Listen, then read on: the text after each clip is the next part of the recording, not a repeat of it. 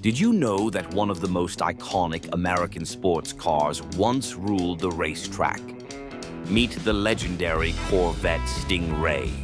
The Corvette Sting Ray of the 60s was one of the most groundbreaking models in Chevrolet's history, featuring an independent rear suspension for the first time.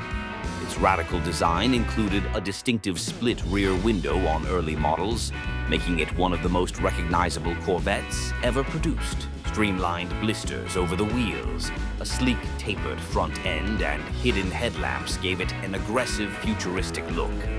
When it was first spotted during road tests in Michigan, people thought it was a concept car, not a real production model. This Corvette wasn't just a street legend.